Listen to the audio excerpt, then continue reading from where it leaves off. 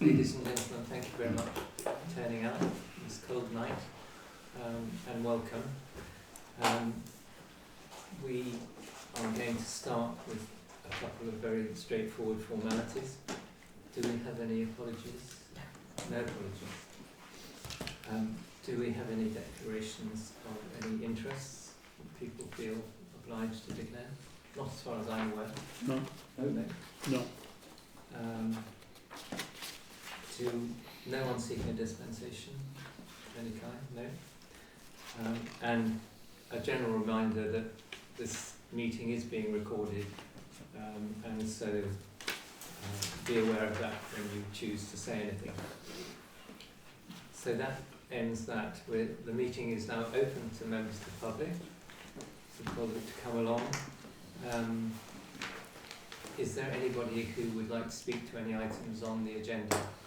I believe we have a gentleman who's got a planning application. Yes, I received your invite with regards to the planning. Surely. Would you like to just give us a bit of background? Yes, so essentially, depending on how long some of you have been on the council, planning permission for this, essentially the same extension went in 2018. The work was started. When I say started, I mean as far as the drainage was put in and signed off by building control. I've recently purchased the property. I'm looking to continue the works, and basically I've been advised that the way that the roof is designed no longer kind of complies with modern construction methods. So what we've done is just slightly change the roof, but because we've changed the roof, we've put in for a new planning application so that it shows all of those. It shows those changes on there, but quintessentially, not actually changed anything major. The footprint is all the same. Pretty much all the windows and doors are exactly the same, but it's essentially a two-storey extension that will come out and come round, L-shaped extension, which will allow me to give my boys separate bedrooms, save them keep sharing. And this, just for reference, this is the Buds Lane application. Buds Lane, yes, that's right. Yes, yeah. Well, thank you very much. That sounds very simple explanation. Anybody on the committee have anything to say? Any comment to make? I did think of a couple of things. I didn't go back comparing it carefully to the last one. Yeah. I thought we'd had a comment from somewhere else to suggest it was different, but I hear what you say. In terms of the description, it says it's a two-storey side extension and single-storey rear extension, and I can see how it could be described that way, but really the two-storey bit goes right down to the rear as well. It's not just on the side, in other words, it does the corner between the two. Yes, I can't. It does. It comes out the side, it goes round to the rear, and then it steps down to the single-storey extension. Indeed, yeah. yes, So exactly. it's that kind of L shape. Yeah. And I did also notice, and you can tell me from your knowledge of the site, which is better than mine, last time we had it up, we did oppose it on the grounds of neighbourly comments, which we heard here at some length. Okay. Have you had any this time, Yvonne? No. One of the anxieties that was raised was a question of levels, and that your house was higher than your neighbour the other side of the fence. But on the elevation, the neighbour is shown as the identical height to yours. Yes, they've also done the exact same extension. I see. Which is interesting. So their ground level, their sort of floor level and yours are the same, are they, rather than step down? I thought it was the other side, sorry Julie. You're talking about number 4 being the same? Number 4. But this side, we're talking about number 2. Number 2. Oh, number 2. Yes. Oh, right, I see. In other words, on your extension side, Yeah. I understood that you were higher than them, and we commented on that last time, but in the elevation drawing, there's just a slight outline of the end and the gutter and the wall, Yes. and it's been pushed up at the same level. Yeah. Yes. I think we are lower because they step up. They step up to their property. There's a couple of steps, and we are slightly lower down on the hill. So You're thinking of the steps that you take, Yeah. because that depends on where your garden level is. Yes. I'm thinking of whether the actual houses are level or that yours is higher than theirs, which is what we were told last time. But I'm not 100%, to be honest. but there really won't. I can't see there being an issue with ground levels or. There was anxiety on that score last time. Yes. That's why I raised it. I went back to the Yeah. our comments last time. I know that what they proposed then I think was approved, wasn't it? Because of course you said they started Yes. it. So I mean, there's no question that that's the attitude Ashford took. I'm just thinking of ours. Okay, that's all I came up with. Right. So no negative comments on the website. Nobody here.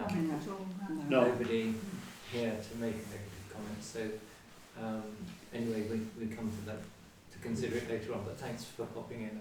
No, I appreciate your invitation. Thank you.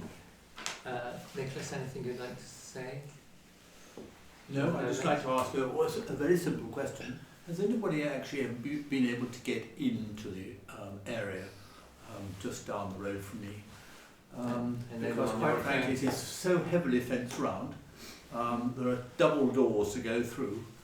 And I just wonder if neither myself nor... This is Triban. Yes, Triban. Okay. Yeah, that's. I mean, I'd just be interested if anybody ever got in there. Well, I've done as you have and looked through from as much as you can see. And we did pick him up, did we not, on the fact that he is supposed to have planted trees. Yes. And either a fence or a hedge at the front. Hedge at the front, Yeah, yes, that's right. and take out those fir trees. And I You think said you would. we qualified our support for his application. And it went to enforcement on the orchard. Did So it? it was picked up that it hadn't been complied with on the previous application. I'd be very surprised if anything is complied with inside that box. I mean, it is quite extraordinary to have double wooden fencing all the way around it, etc. And the first thing he did, in fact, was when this subject came up and he wanted to do something, what did he do? He built a fencing between himself and Alex Hoffman. I would be not at all surprised, and he has never approached the landlord, or the person who owns the land all the way around him. But it's a bit suspicious. What are you fearful of? I just think that he's going to build more property in there, more housing, more garages. And each time he has a garage, he's going to convert it into a and he's wanting to do Airbnb, I believe. So I just think that the degree of fencing around that is extreme. Yes, I know it's an irritation for you living close by. It's not officially an agenda item, but we do hear what you say. And He did say at the time it was for security, because they'd had some trouble when they were building. well, they'd had people like Nicholas trying to break in. I have actually seen the gates open once. Wouldn't that degree of security fencing put anybody who wanted Airbnb off? If they hadn't, up until now, they've not had any structure dedicated to treating Airbnb because it was just a garage. And then they're putting other things in. Now there's another application for another property. Well, it's and the trees certainly. Well, I don't know because I can't see. I mean, it is literally not one wall but two walls. Okay, it's an extraordinary. Is it hiding something? Are there dogs between the two fences? Dogs, did you say? But I don't know. I have no idea. No, I once, you can't open. I mean, there's a door gate. It's. We will keep our eye on him as we've tried to do from the beginning, but it is an irritation. Does anyone live there, Nicholas? No one lives in the middle. No. And I mean, if he's going to do it, it's one end, all right. He comes straight. If he's, I mean, there's plenty of room down the other end. But it's, I just think extraordinary that he has built that fencing, wooden doors, wooden gating, etc., to exclude everything. And as soon as there was something coming up between him and Hoffman, immediately he built. I just think it's somebody ought to be able to get in there, ask for permission to go and have a look. Out of interest, is there a letterbox? I have no idea if it's a Well, one that I'm just thinking of the I think there's a postman. post box on there. I don't know Is what there he a does. post box? Yeah. So the postman can deliver. Mm. Okay. Okay, thank you for that. Roger, Angela? Yes, we're here tonight really as a kind of follow through from last night's meeting, and I see it pops up as agenda item 4A, the council meeting, which is quite happy. I just wanted to remind everybody we did take a vote, that therefore should go forward as potential bidders for the Swan. I'm stating the bleeding obvious, but sometimes it needs to be said, just to push that one through. Yeah. No, well, thank you. I'd also be quite interested to know what actions would then be subsequent to us successfully, I suppose, applying as bidders for the Swan.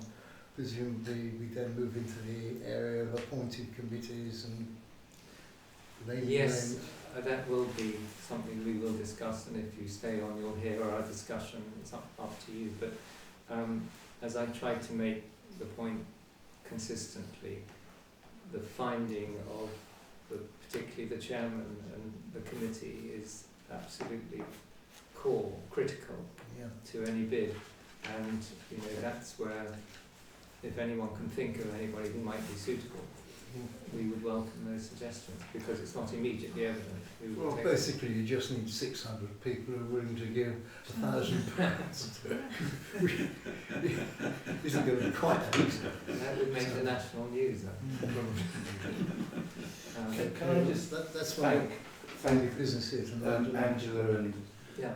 Roger, given that they are representative of what was a really good turnout Yeah, last it was. night. There must have been, I don't know, 60 people there. More, I think. More, you have to put out extra chairs. We were hoping for at least 10, and all those people turned up.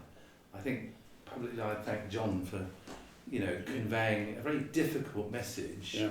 And I think the general feeling was it was actually worth doing something about, rather than just sitting back and waiting for a block of flats or several unaffordable houses or whatever. The spirit of the community. So I think it's worth saying thank you. Thank you.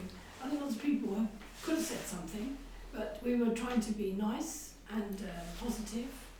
And, I've got plenty of things I'd like to have said, but I didn't. I was very well behaved. And I do think there's no reason why it couldn't work. When we first came to Wittersham, it was a pub. It was fun, it was nice and friendly. You had quizzes in there and all sorts. And there's no point going over what happened. But obviously, this went down the chute because of debts and etc. etc. So I think it's really worth reviving the notion of doing that. And the George at Betherston. Betherston. I beg your pardon, is a very good example of how it can work. And I do remember that both of you served with distinction on the Voices Committee we certainly have. and made lots of contributions Distinction, eh? there from your particular standpoints. I remember particularly Roger was a man of few words but great artistic insight. And that sort of contribution to the Swan Committee, if it goes ahead, could be useful again. So I think what people, having been roused to attend a meeting like that, are expecting next is some sort of visible action. So we can't just let it slide away now. So that's the only points I've got to say to them, apart from the fact that I'm rather better at going to sleep these days than I was. We're trying to keep them awake. When we were doing the Voices thing, we did send round a questionnaire, but we gave multiple choice questions, and that was. So I think a lot of people are scared, put their head above the parapet, and then expected to come up with a load of money. But I think if everyone was willing to put some money in, then it would be a start, and they'd have a vested interest in the pub, and they would be interested in making it work. Yes, of course, people will want to know what they're getting for the money, which is Yeah. the other thing, that they expect something. There are lots of sort of moving parts that have to be brought together for a community bid to succeed. And, Right. I mean, I know better than any because I tried before, or everything that has to be done, and it requires much more than just goodwill No, to- really to appreciate that. drive the thing forward. There's a limited timescale. I think the default position is that I don't think it's going to be easy for Kevin to find a purchaser anyway. So although our bid, if you like, to a certain extent is time limited, because we have this period during which he can't do anything with anybody else, I think the timescale could be a lot longer than that if it takes longer for us to prepare a bid, because he won't have anyone else to sell it to. On the other hand, if he does have someone else to sell it to, as long as they're looking to open it as a pub, Well, that's fair enough. then we would, I imagine, tend to support that, and that could be another option. The danger is that he's going to use the fact that the village aren't immediately coming forward with a bid and are obviously struggling to support an application for change of use, and saying, well, the village have had their chance and they haven't come up with the goods, and that could be an argument he might use with the planners, and I feel that the planners at the moment are still very anxious to see what have been community buildings, community used buildings, Right. remain as such, and that could mean it would be a very long road for change of use to be achieved. Well, it's quite interesting because Kevin cited the reason why it didn't work is because no one supported him. I reckon if you asked every single person who went in there and didn't go in there again, why they didn't go in there would be a different reason. And I don't go to a pub to be insulted, and about what I'm wearing, how I speak, whether I want food or not. I'm not going to be insulted when I go to a pub. And I think it was quite a deliberate ploy to make people feel uncomfortable. And that's why people didn't go in there. It's probably speaking out of turn. My voice is in disguise, so no one knows who it is. No, I think But a lot of people would feel the way you do. I think we know the obvious solution. Just have a good couple, charismatic couple in there, one cooking, one front of house, living there, joining in the community, and generating a worthwhile turnover. That's the ultimate aim, but we have to work back from that to the practicalities of obtaining ownership of the building, which I see as key, critical. Anyway. Well, further meetings fairly soon, I think, about what everybody would want, what they're prepared to do, and so on and so forth. Well, again, that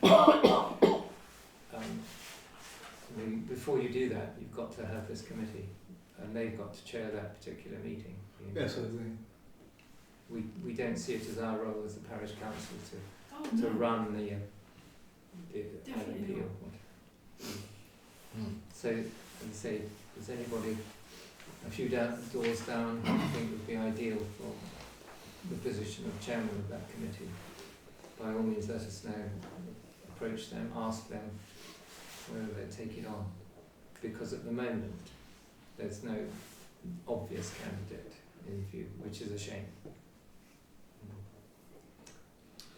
Okay, any more from the floor? Right, we now go into the private session, so to speak, and we'll continue with our parish council meeting, and if anyone wants to leave, by all means do. Otherwise, With the greatest respect, yes, I'm going to leave. no, fair enough. Thanks for You can coming. stay if you want to. Thank you very much. Sorry? You can stay if you want to. Thank you. Thank you very much. Yes, thank you for your time. Thank you. Thanks, bye-bye. Good evening. Bye.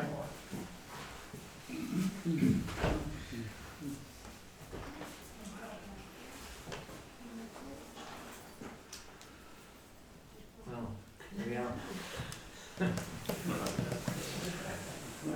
Just remember we are being, Yes, we now know that at least one person listens, apart from definitely. the person we always knew listened. Always a laugh a minute in the council anyway. Life is what you make it. Okay, let's progress. You've all had copies of the minutes of the last meeting. Yes. Are you happy that they represent a true picture? And I thought there was one correction that Ah. would usefully be made, because I went and looked it up. On 4767D, land fronting St John the Baptist Church Yeah. update, Jamie Cunningham's actual title,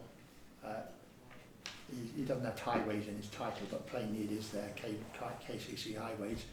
He's District Manager brackets Ashford, as opposed to just officer. Obviously he is an officer, but since that's who we're dealing with and is a bit higher than a ALR, it might be useful just to correct that. District manager. He's District Manager brackets Ashford. They have a district manager for all of them. Keep the highways bit in there. But you need highways in there simply because although they don't put that in his title, that's obviously what he is, as opposed to social services or something.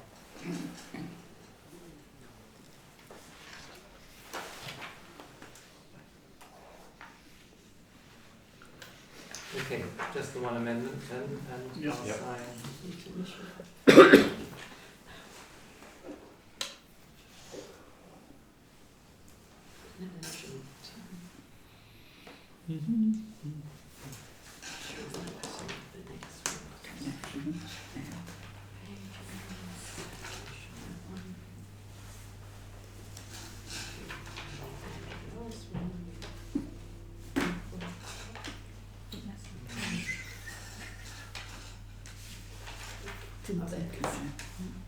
Just initials. It was a parish Full name. part that Well, went off with all that. signature and date, please. Well, And it's the- Thank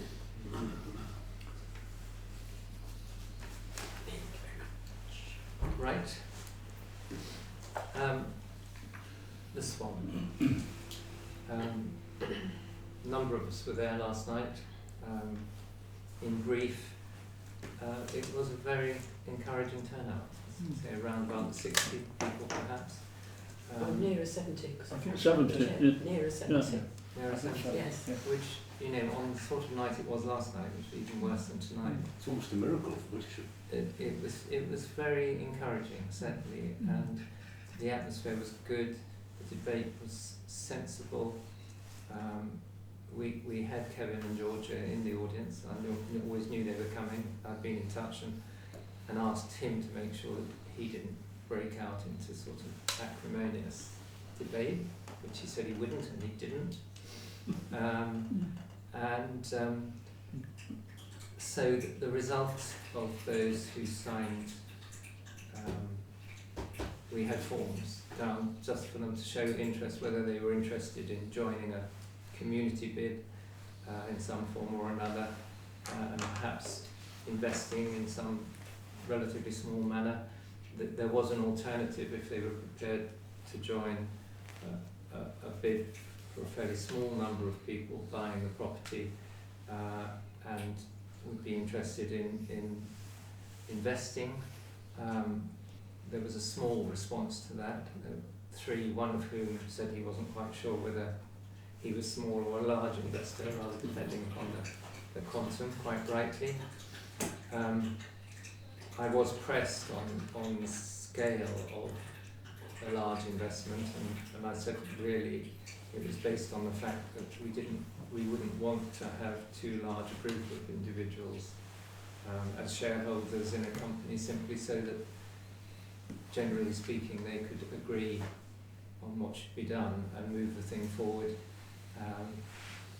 having declared the fact that they were buying this in order to try and get a pub up and running and not simply as an investment. I don't know how far we can go with that. I know some people who are prepared to invest, but at the levels we're talking about, there aren't that many, and there aren't that. Those who could probably do the whole thing themselves are not interested in so doing. They don't mind being part of a group, which I quite understand. So I'm not holding out much hope there. My hope for the community bid is entirely based around us discovering the right team to take it forward, and I emphasise that point, and will continue to do so in the hope that one way or another we can find somebody within the community.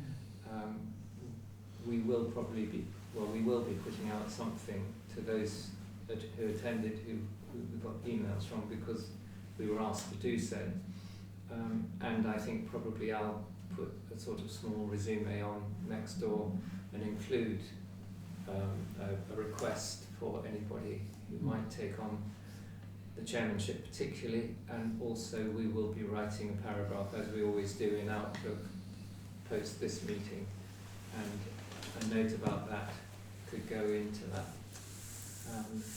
How many people said that they were interested in option, whatever the small one was, A?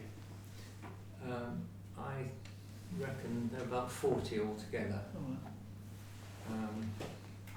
And there was, as I say, 3 on the large investment side, and so therefore there was a silent minority of, say, 20 or 30, about whom we don't really know to what extent they're prepared to get involved. In a way, some of this comes from momentum, doesn't it? Everyone says they'd like to have a pub, but as long as I don't have to do anything towards it. But then if momentum gets going, I mean, it's like all sorts of leadership issues. If you can get momentum going, other people want to join and say, well, if my neighbour is, then I might, you know. And have we got an influencer in the village? Sorry. Notwithstanding what I said earlier on, I just thought it was important to get it on the record anyhow. Because what struck me was, thinking afterwards, was that the overarching request was the need for a clear way forward plan. And with respect, I think rather than go out and seek people, could you tap someone up and say you'd be a great chair, etc. I think the first thing to do is to do the synopsis, the summary, but be very clear with a timeline of what needs to be done and when. And several people said to me, well, how does this move forward? And the feeling was that they wanted clarity, they wanted something clear that said, not only do you have to have a small committee, and you made that point and people picked it up, but it needs to have this person, it's like almost like the ingredients to a recipe, so people can see that. We probably all of us know 1 or 2 lawyers in the village, but we almost want them to be self-selecting rather than us have to go the hard yards, which is to try and persuade. And overarching all of that is the whole reason we're doing this. People need to be reminded, and I think that the general consensus, if I can put it that way, is yes, it's a community asset and a community pub, but you'll get 75% of the revenues from people who don't live in the village. There is absolutely no way it's going to make any money as just a pub selling drinks. It's got to be a destination. If you look at all the pubs that are successful, from the Woodcock to the Ferry to the Ewe and Lamb and so on, they do a really first-rate food offering, and it's well priced, and you'll get a lot in there. I was shocked by someone who said, and it wasn't you, somebody else said, the turnover there was 150,000 a year. Well, at the Swan, okay. And it should have been turning over 400 plus. And I think that's what the chap who came to do an inspection said as well. And so the question, and we heard it in this room at a previous meeting, was that it was very difficult to get chefs and keep them. But one's got to ask the question, what's the approach and the formula to do that? And I think the other thing that really became very clear was the point that you made, John, was we need. This is not a venture that's going to succeed by who's going to be on duty behind the pub on Saturday night. All of us. It's got to be done professionally, and we've got to get people in who see it as a realistic way of making a livelihood.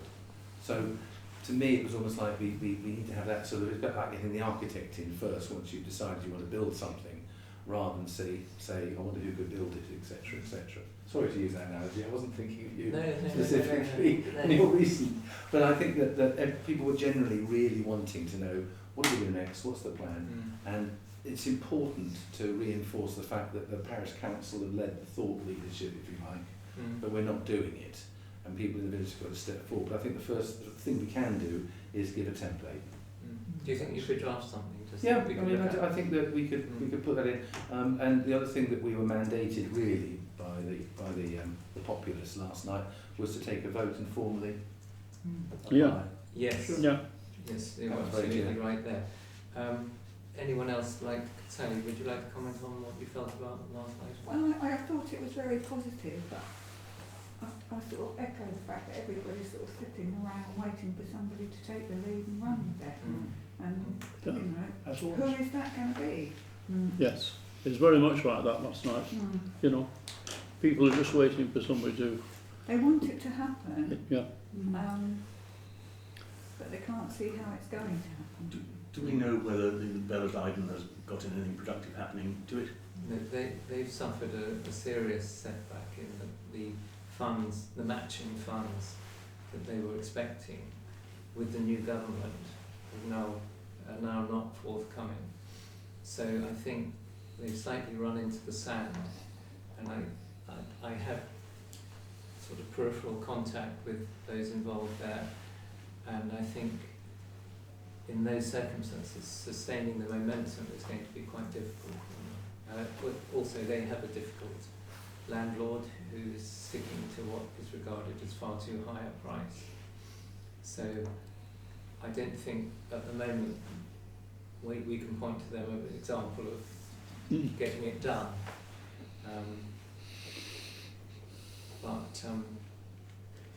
No, I think Paul's got a very good idea there that and then it's getting out, you know, there was a gentleman, wasn't there, who stood up and said, you know, well, lots of people aren't here, you know, you're not getting through to them.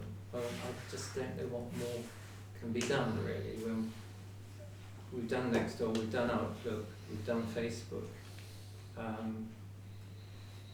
and we have no, you know, central gathering place, no pub in which for people to all talk to each other about it.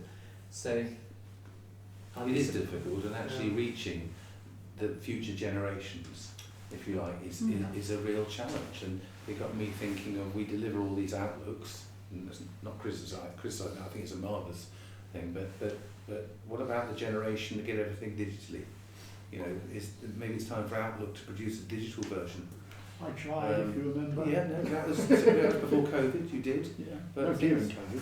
Was it during COVID? Yeah, response to COVID. But things move so quickly now. I mean, you know, half of them are using ChatGPT and et cetera, and I think that's the task for the incoming group. Absolutely. I mean, if it means that we have to get Colin and myself and Alan to walk down the street with a sandwich board, or we've got enough horse riders in the village, if they go there with, you know, I'm not suggesting the Lady Godiva approach, but with a klaxon and announcing. And there were some really interesting ideas that were coming out in the sort of general conversation afterwards, that last year there weren't any events in the village that were, you know, what someone said, the biggest event we had was the Remembrance Sunday.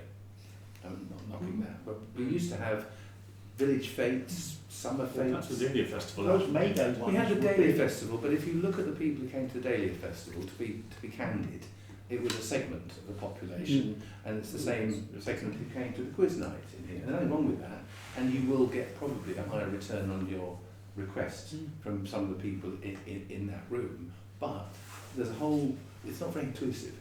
You know, I mean, someone suggested we, to me, and then I mentioned to John, that we reinvigorate the World Tug of War Championships, yes, which Wittersham won. Wittersham used to be the world champion. Exactly, and why don't we just sort of self-declare or something but like we that? did have some big village residents in those days. Yes, but we are not of that generation now, sadly, and we can applaud. But there are some some big guys and girls in the village. So not like there were. well, I bow to your. There's no right about it.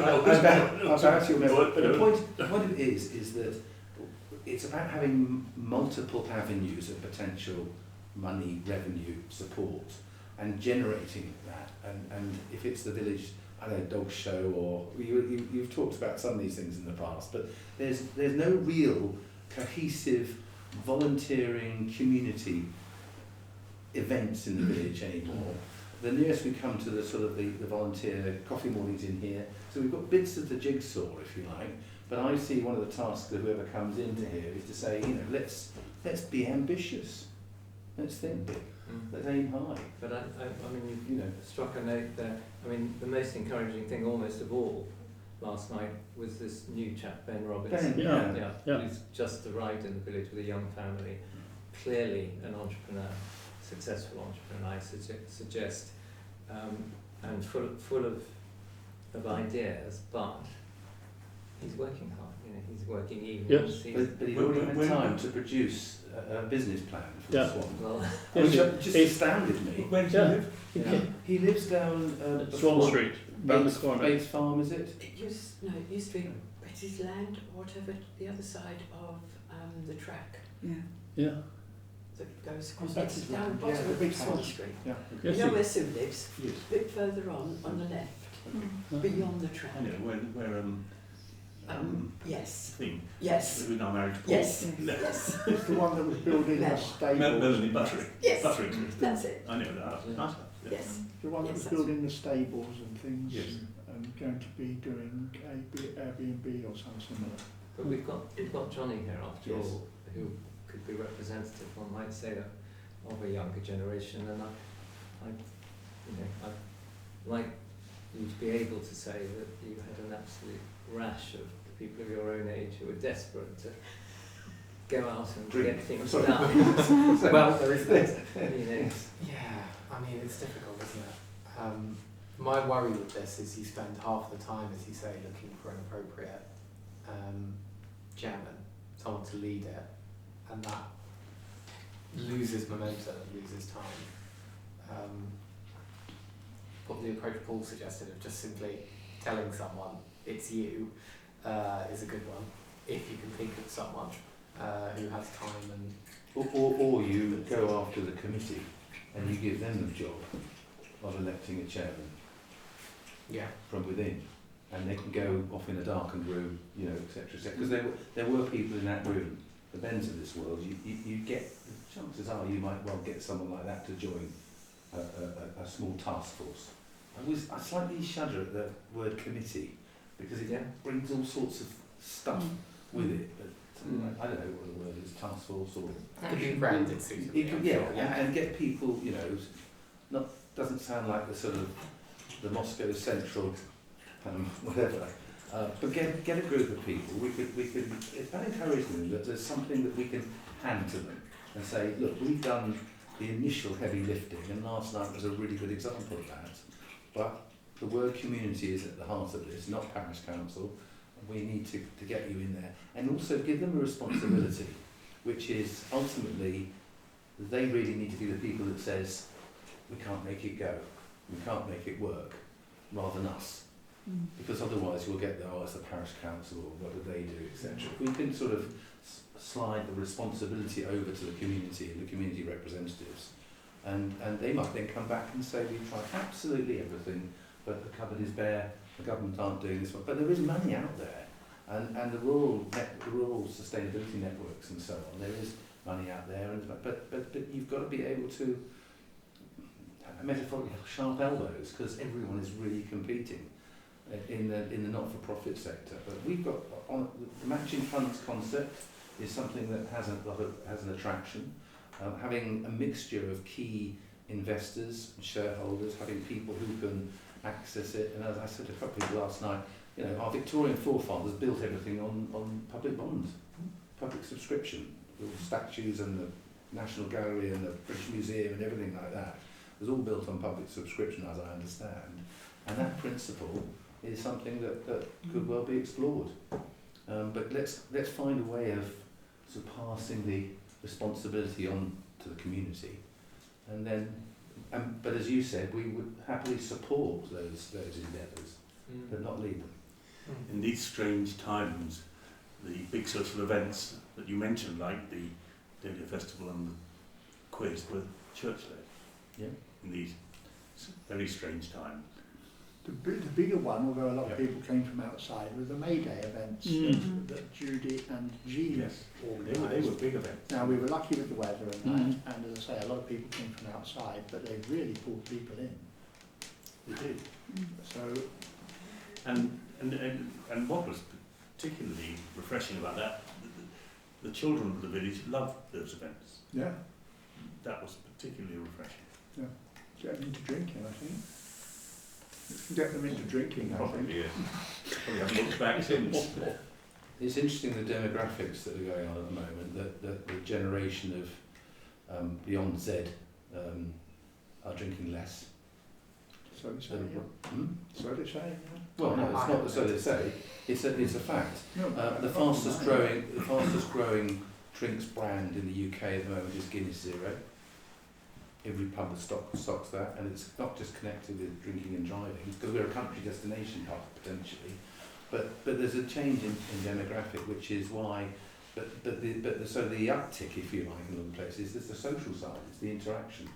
It's going somewhere for a meal and meeting other people. But Generation Z doesn't have great pride in being British and wouldn't go to war on its behalf. oh, true.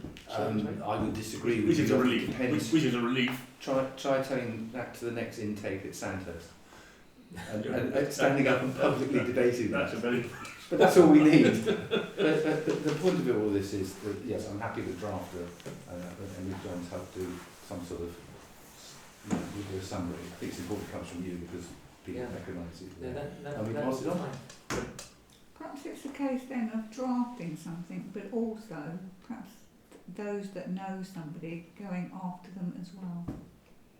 I'm sure that would be the most successful route, but the connection between our generation and the sort of 45-year-olds and things like that, unless they happen to be your own children, is pretty tenuous, I'd say. We don't share many of the same, we're too old to play football with them. And, Well, judging by the last Friday night in the ferry at 7 o'clock when I walked in with my future son-in-law, the first person I met was Marion Bacon, and I said, Marilyn, sorry. Marilyn.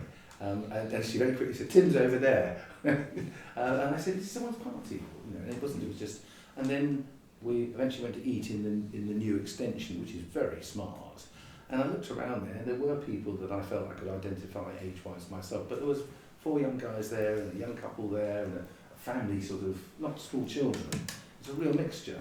And I thought the 4 young guys would just be having a drink. They were all drinking Guinness Zero, interesting enough. I think they were the local farmers, young farmers. But then they ordered the biggest meal I think I've ever seen in my life.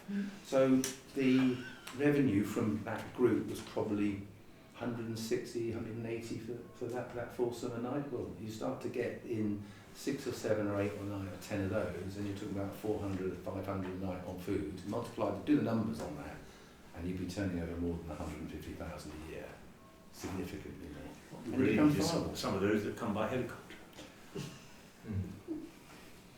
I know, but if you could plant a ferry in the Swan, then you'd have a destination pub. Yeah.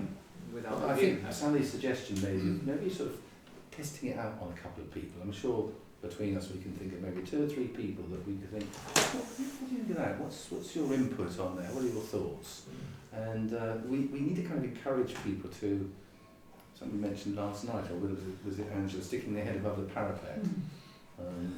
And there are people in the village who have strong opinions, and now is the time, I can't remember the saying, to stand up and be counted. But Andy I always call him Andy Corker, because he had 2 events fundraising for his charity at the Swan, and it absolutely ran. He raised hundreds and hundreds of thousands from that, and he said he'd be happy to support. No, he came and had a word and put his name down.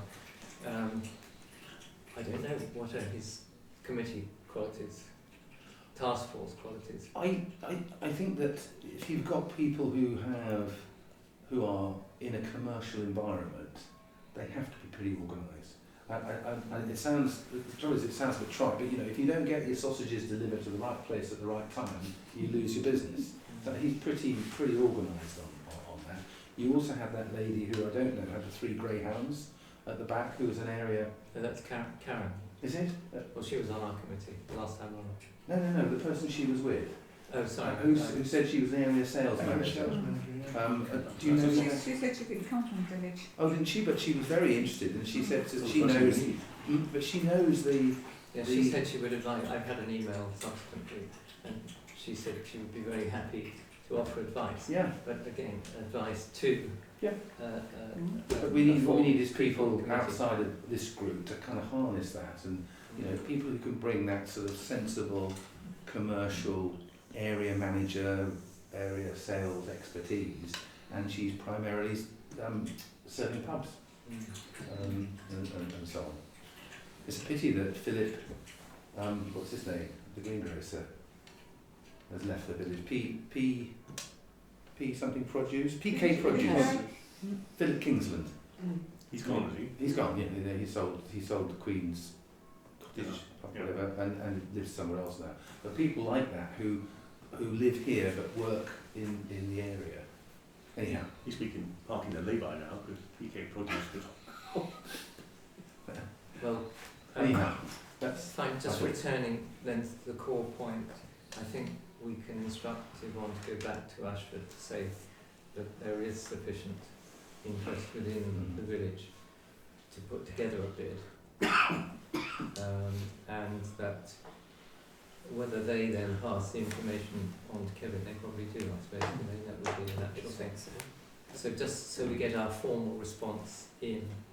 Does Johnny have anything to say on that? Well, I can open doors with Ashford, and I can help with the various, not big money doors, don't get excited. Well, we get excited about small things, yeah.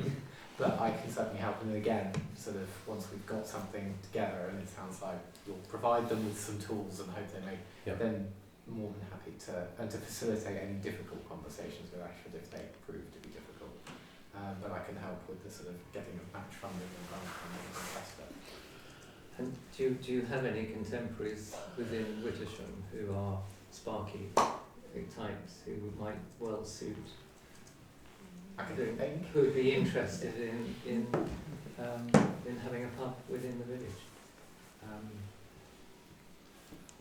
That's definitely copy him in on the note. Yeah. So, well, Paul, if you can prepare something, and I'll look at it obviously, and we will get it sent out. And I mean, apart from Facebook, which is now a rather old hat, isn't it? We probably need to try to put something on one of the other one, iPad, because that's what an awful lot of people now do. Nothing, do they, but read TikTok or. We've got the next stage now. But no one has mentioned any of this. Camera. Yes, it has been mentioned. Has it? Someone came back to me saying, had we thought about getting hold of camera and seeing whether they. And because we did last time, didn't we? Well, they originally took out the original ACB. Yeah. There was a lady who was influential in camera who lived in Wolverhampton who was interested last time in helping us with. I had her on my original email list. So she was called something Hodge. There's that line. There are one or two other lines that. I mean, through camera, one might get to one of the smaller pub groups or something like that. Someone might have a connection. Jonathan Strong, who's the friend who's now in the village, said, well, what about trying to persuade the people who are in the milk house at Sissinghurst, who have made a success of that. They opened another one in Edgerton which didn't work, and they might have been put off. But I mean, the sort of structure we have here is not dissimilar to the milk house, actually. Actually, tapping into people who are local, who know the village, who are already doing it, like George and Elsie, just asking their views and their thoughts. They're running pretty successful. It's you can't just Yeah. walk in and get a meal there. You Yeah. know? And they've come up with ideas like the Monday night, which is always there in pubs. So they do their pie and a pint for $19.99. It's hugely successful. So pulling that all in, but I think that right now between us we can get a kind of pro forma. Sure. Fine. And so we're going to formally respond to Ashford. Right. Good. Sports club lease, the information I have is that things are proceeding towards the formation of a, what is it, Jeremy, what's it called? CIC. A CIC. Yeah. And so all is fairly quiet on that front at the moment, and both sides seem to be seeing eye to eye, so that's all good news. Anything else, Jeremy? Any? Do you need to get hysterical? No, it's, there seems to be some optimism, and we just wait to see. Yeah. I've said before, that the only game in town is if the landlord is positive, otherwise they can't go anywhere. And if the landlord is positive, then all things are possible. And still alive. And still alive, otherwise there's a new landlord, and the same applies to new generation. But it would be much better to do it under this one. Well, as soon as it's signed, that means that the sports club, or all arms of it, can apply for grants. But right now they're completely stymied because no trust or foundation is going to issue any money, any funding to any organisation that hasn't got a secure lease of at least 2 years. Yeah. I think last time you said it was progressing nicely, so I don't really understand what that means. You know, if you've just got to sign an application form or whatever. No, it's a bit more than that. Bit more than They have to form themselves up into a specific CIC, which is again something that relieves the trustees of this They've got to be limited responsibility liability. that they. Yeah. It's not a unlikely. CIC, it's a CIO in their case. Is it likely to happen before the lease runs out? which It is about depends 6 which bit we weeks. mean. They will not have the CIO before the lease runs out because of the Charity Commission are understood to take about 4 months. And that's been the case for some while. So Years. in any case, come back to what I said before, we don't have to knock ourselves off our own perch. If the landlord is positive, they're fine. If the landlord isn't positive, they're not fine no matter what they do.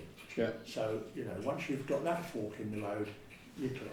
Can I reframe the question then?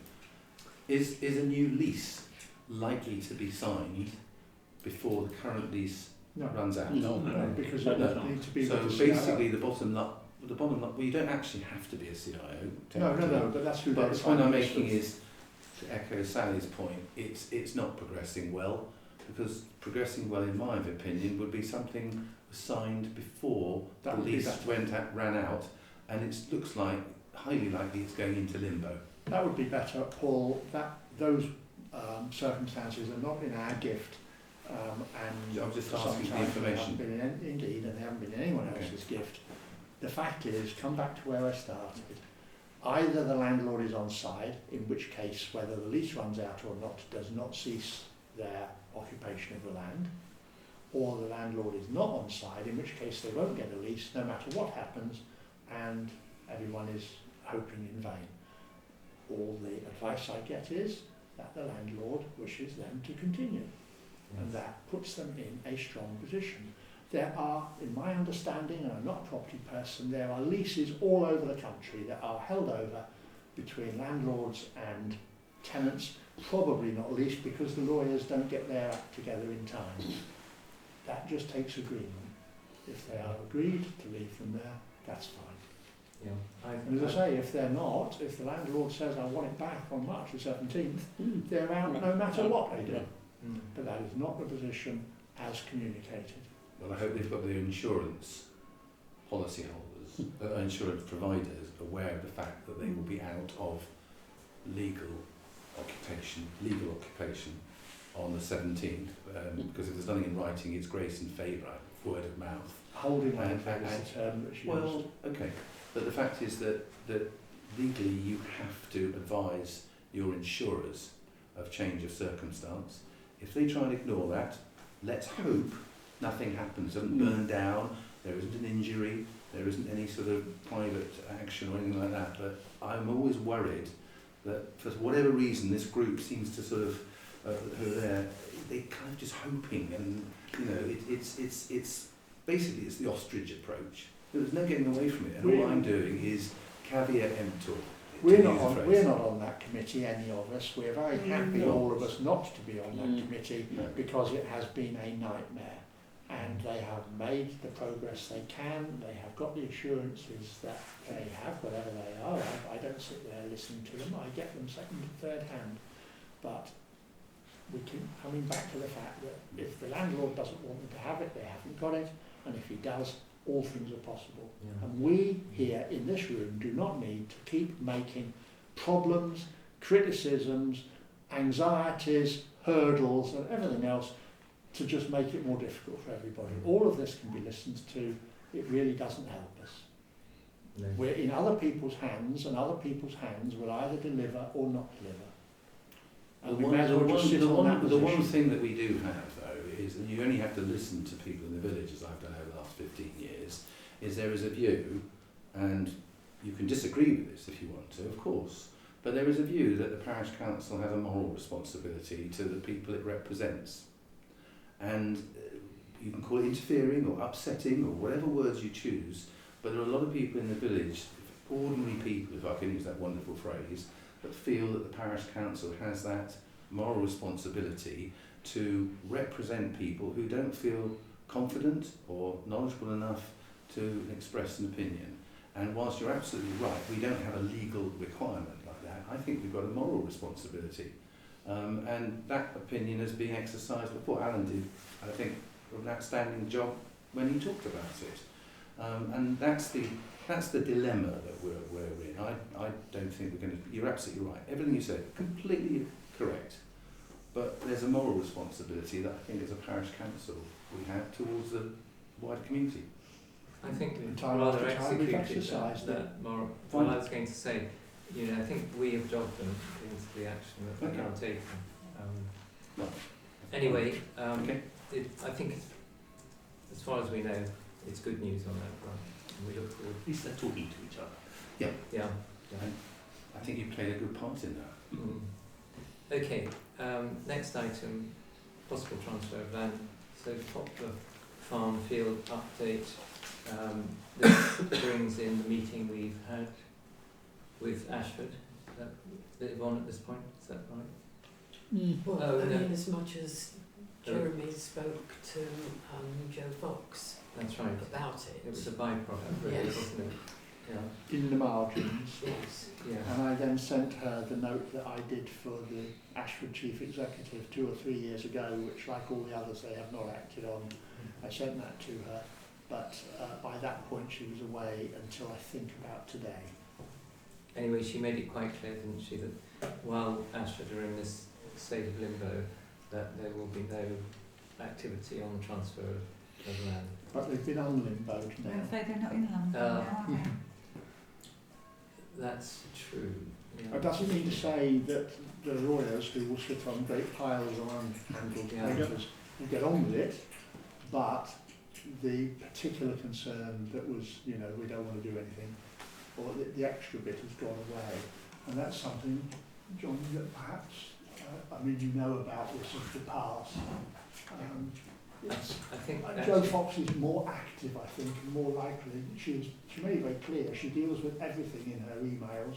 yes. Otherwise, they stay there, and they don't. You know, they stay in the She was very impressive. We were very impressed. She was good. She is good. And But it's her area. actually, her argument really was more on the grounds that the insufficient staff to carry out the work anyway. the lawyers. So they're prioritising Indeed. other work.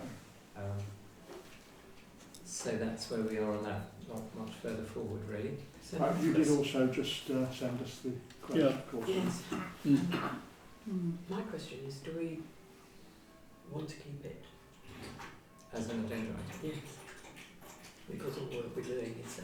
We're saying the same thing for a long time. I think probably not until we have something positive to report. I have what I call a pending file. Right. Things that we have like this, that we haven't cleared, but isn't current. Sure. And I would It would suggest fit putting into it that. in there so I looking through that on a regular basis. Yes, yeah. But Okay. following on from that, yes, we have now received a quote which I did pass round to I everybody thought it was this very afternoon.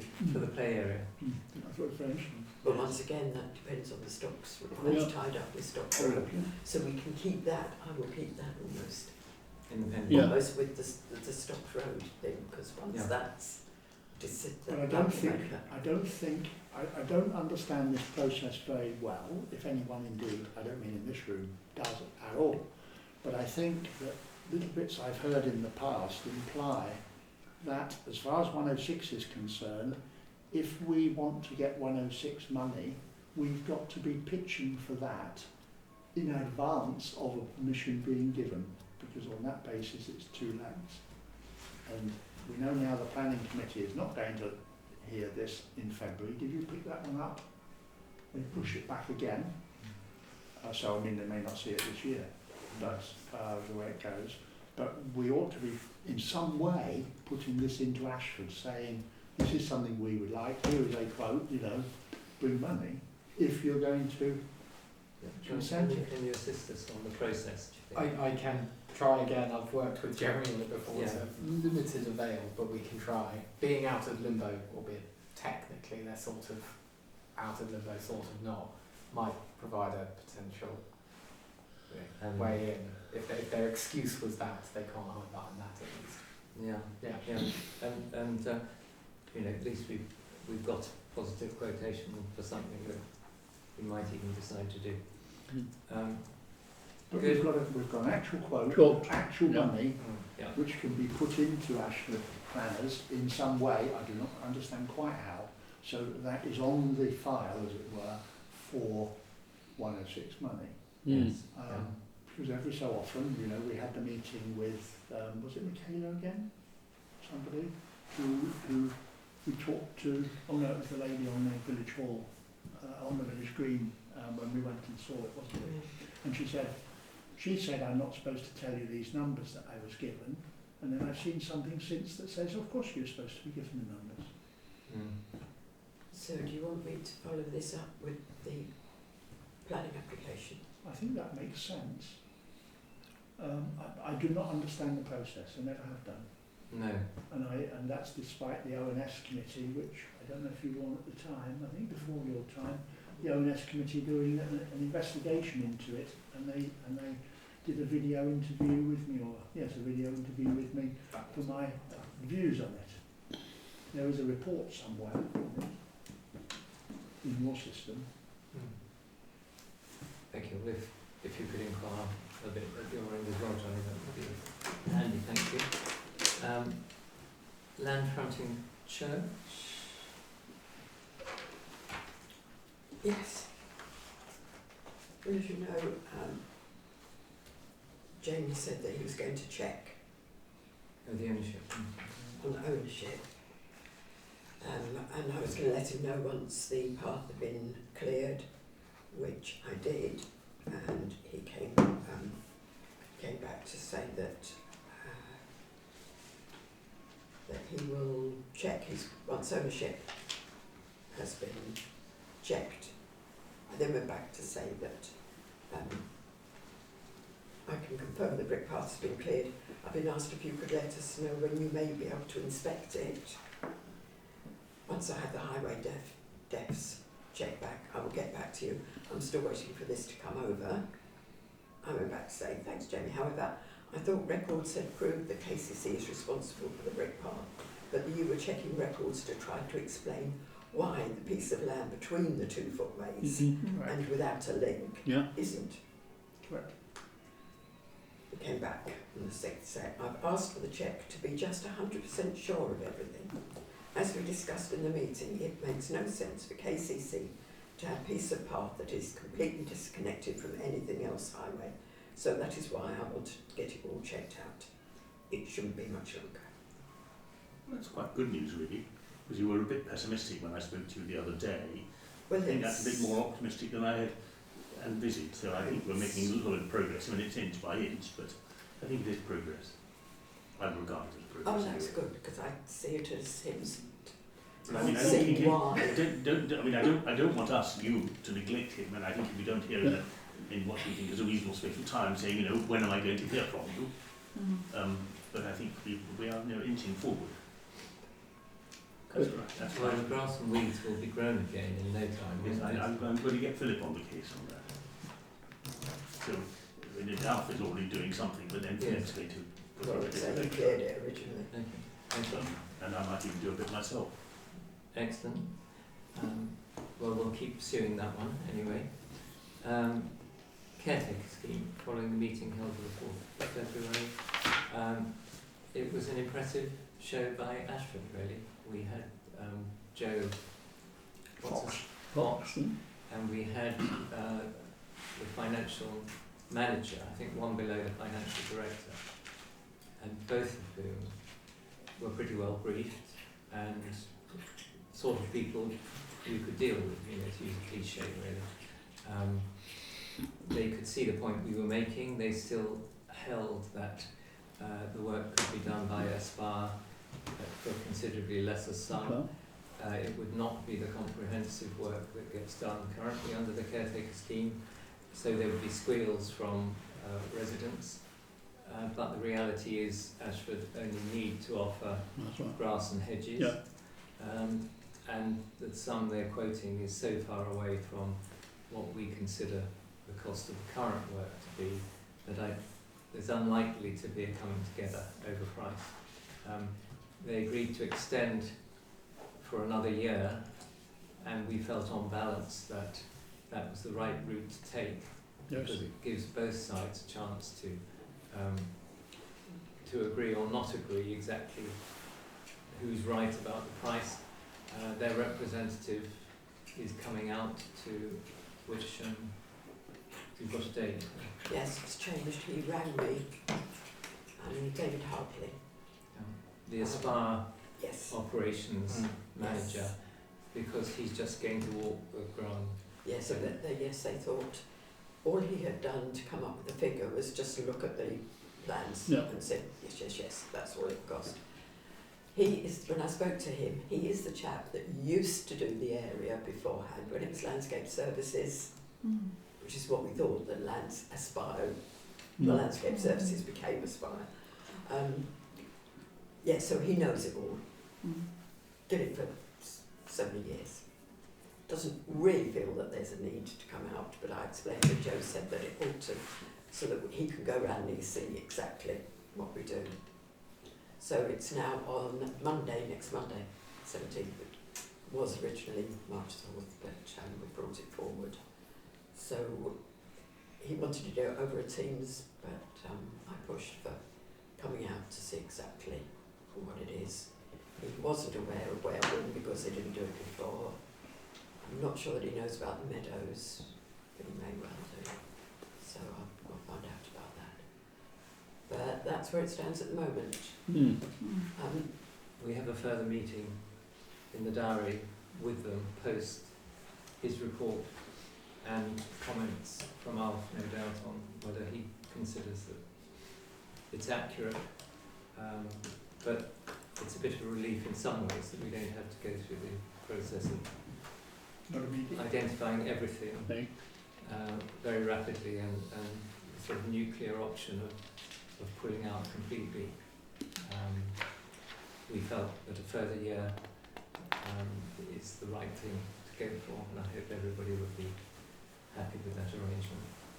And it's what he will also do, because he came up with just a round figure for the whole thing. But he's going to re-quote for each village, so that then when we've got that and we come to the further years, we've got a bit more to work on what we are actually keep or not keep. So positive progress in a sense there. Now we're just inserting, Yvonne's asking to insert a further item F, and this is just briefly to talk about devolution. Yes, it was just that because we had it on the, with Mike telling us about it last month, so it was on the minutes, I just thought that it would be good just to let you know, this has come from KCC, their news and features piece on the 10th of February. So I thought if it's, people can hear it, and I'll make a note of it as well. Devolution derailed in Kent, but plans for major council shake-up to go ahead. In his letter to Kent leaders, Jim Howen told them, I had to make a judgment of the best placed areas to take forwards on the programme according to our strict criteria, and in the round concluded your proposals could not be taken forward due to concerns about the size of the population disparity between the two proposed constituent members of your proposed Kent and Medway combined county authority and the consequential impact on its governance. The leaders of Kent County Council, Medway Council and all 12 district and borough councils in the county now have until the 21st of March to come up with an interim proposal as to how Kent and Medway could be divided into unity authorities, with full proposals expected by the 28th of November.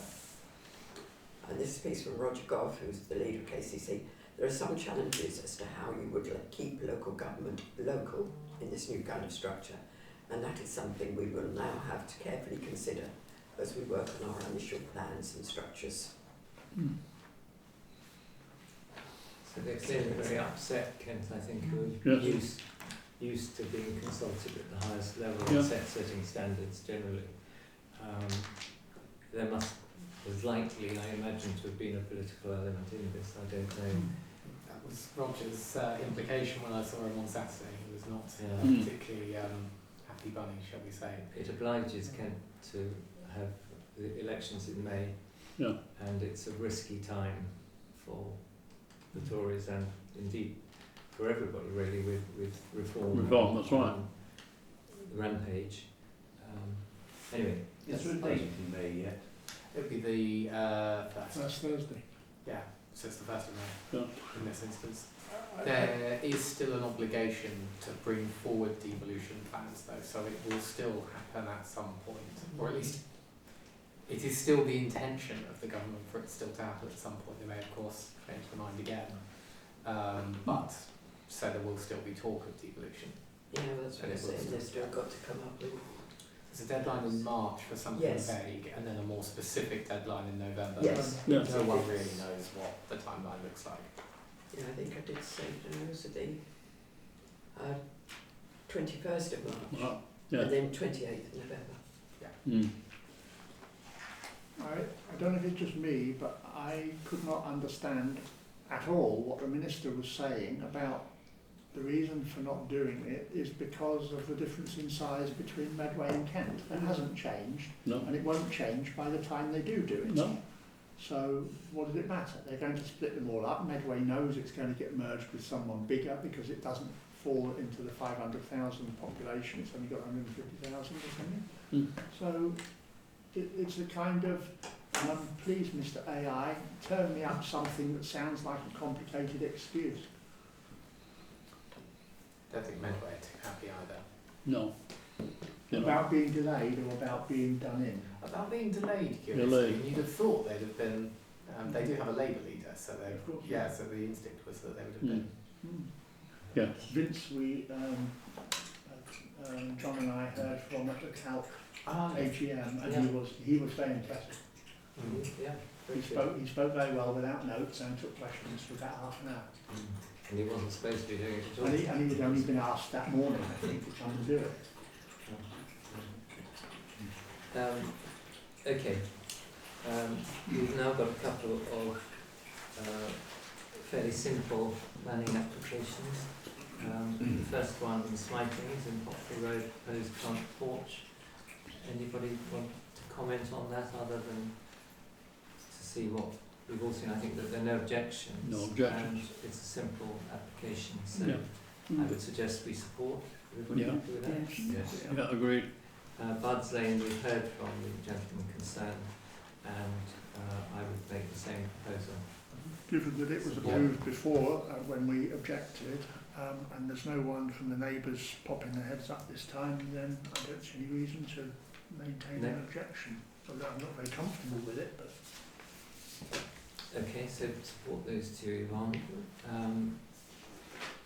This next item is off the agenda because the Swaps Road application is not on the agenda. Ashford. Deferred. So that's deferred to the next meeting. Do you have any information, Johnny, on why they've deferred it again? Because the applicant was telling me weeks and weeks ago that he was expecting stroke, hoping stroke, didn't understand some formula that February was possible. Does it just mean that they don't want it, or that they haven't got around to writing it, or?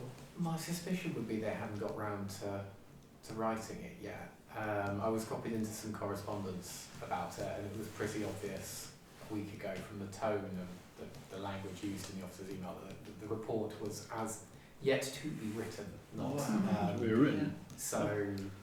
Last time it was 50 pages. Yeah, I would suspect it's just that it will slip to March, April, May, rather than that it's another year. Which you know. Well, yeah. Okay. Right, next item, the EA Day anniversary celebrations. The actual date, I think, is the 8th of May, but but the bank holiday, when most of the country is going to be celebrating, is on the 5th, actually. Well, that's what I read anyway. So the first Monday in May, yeah? Yeah. Yeah, I think although you know what I was sort of thinking when I sent round about buying a flag, that will still happen. That would happen at 9 o'clock on the 8th. And also it's my coffee morning, our coffee morning. Oh. Well, You can come and help me with the coffee anytime Done. you like. Well done, Colin. Well done. And I volunteering. thought, I got an email from the British Legion shop, you know, come and get your things to celebrate. So I've actually ordered some flags that I thought Excuse me. put round here in the morning. Speaking to Dave, Jeremy said he'd spoken to Dave, but I was even going to suggest that when the History Society wanted things round here during that coffee morning, but you said he had thought of doing something else. Dave said he had to talk to his, the other people on the British Legion committee or whatever it is, but his own initial thoughts were something in here on the 8th, because it's a Thursday, in the evening, maybe if they could get a sort of black and white wartime film or something, I don't know what, but that was just his first thought, and then have a more celebratory thing at the weekend, you know, a barbecue at the sports club or something like that to cover. that would be on the bank holiday. Well, I think the following one, but I mean maybe when he thinks about the bank holiday, the earlier one, and then his own view, which not the others may not all support. He definitely always wants VJ Day to be supported for his own reasons, and that of course comes in August, or August the something, early August, and on that occasion you've got the opportunity of something better on the sports club, which may therefore take away from the one in May. At the meeting last night, several people made a suggestion about having a pop-up pub done again. I can't remember who did it last time, but I thought that might be a suggestion to celebrate the 8th of May, to have a pop-up pub. It was Susan Bell who's gone, of course. Yeah, but Ray provided they provided the licence and area. Yeah. And I think that with people like Andy Barkle and so on and so forth, that might be an event that we could tie in as part of the fundraising for Saving the Swan. It's a community event. It's celebrating a particular event. Sure. So that's a suggestion. Who else apart from Ray knows how to organise it? Well, it has to have a licence, Yes. so it's got to And be then- Ray. I It's don't also know, quite but well we- getting them but- in the right place at the right time. Presumably Matthew, Yeah. I mean, who's now the steward, unless it's changed. Has it changed? At the Yeah. sports club? No, And Matthew. he's still Matthew's there. there, he's the licensee, if you like. I mean, you've got people like It's Andy like, Barkle. it's like having your sausages in the right place at the right time. Exactly. Your glasses and your beer in the right place at the right time. Exactly, but I just think that would be a particular date, and it's far enough away for Yeah. those that were suggesting it last night. And Stone do a good job on their pop-up Yeah, pubs, right. very Yeah, good they indeed. do. In a much smaller venue, anyhow, that's a suggestion. So are you okay if I buy a flag? Absolutely. Do you need help to get up to the top of the church? Top of the flagpole. Flagpole. Yeah, but someone mentioned about the I think Ukrainian that was flag the church. being Yeah. And that was replaced. Alan said, We got a PC meeting next week. Okay, Mm. good luck. I've got a, where do we want a flag? We want a new Ukrainian flag. Yes. Yes, because it's a bit ragged. That was the general feeling, Yeah, Mm. yeah. because at the moment it's shredded. They're not in the news as much, at the moment, are they? Other things are taken. Well, that's because we're Mr. waiting for Trump's Trump to say, sort it by next Saturday, along with everything else. Apparently he's considering turning Ukraine into a real estate project. It says in the newspaper today that Trump wouldn't confirm, he's had discussions with Putin, but he wouldn't confirm whether any of them were before he took over as president. And I would have thought he wasn't allowed to do it before he was president, because they're sanctioned, etc. So he might have to pardon himself. Again. Fine. Correspondence. Yeah, this Nicholas Hurst has Well, this is something regularly that, written. yes, he has, and I checked up because I had a feeling this had come up before, and he had asked for this. We discussed it, and at the time I sent it to Darren, the request about the width, and he forwarded it. Yes, because I said I'm really impressed about this again. What if the road isn't 5.5 metres wide, which is what he said it had to be? All of the street certainly isn't, especially beyond the school where we have the drainage problems. Could you advise what happens then, please? Road narrow signs, reduction in speed. He came back, he actually sent it straight to, as it happens, Kieran Doble, who is the Highways Improvement Plan chap. He said this. He came to me and said this has been forwarded to me via the inquiry that Darren completed. There's no specific action that is taken for roads that are below 5.5 metres wide, as every location is assessed individually to take into consideration the specific issues that may need addressing. Many roads across our network are narrow and work perfectly fine without the need for improvements, with drivers assessing the environment to adjust their driving accordingly. If there are specific issues being caused by the narrow nature of the street, please add it to your HIP and we will discuss it at your next meeting, HIP meeting. When we talked about it at the meeting, which was back in September, I thought it was further away, but we decided then not to add it to our Highways Improvement Plan.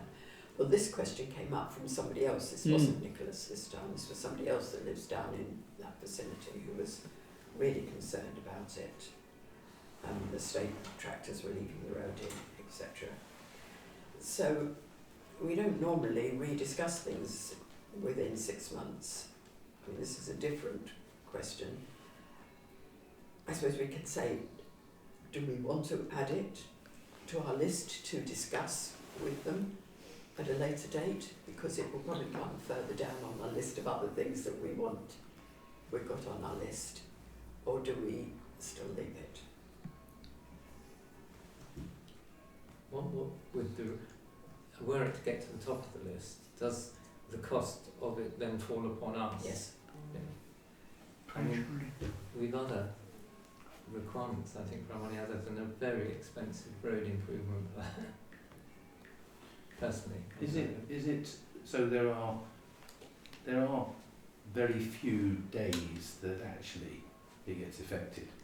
The most recent one is the annual mass haulage of chicken manure from Rolding to Peasmarsh. We know exactly who the organisation is, and so I don't know the legislation on highways, and it's sufficient enough to know if a farmer or whoever mucks up the road, there's some obligation, I always thought, to clean it up or put signs up or what have you.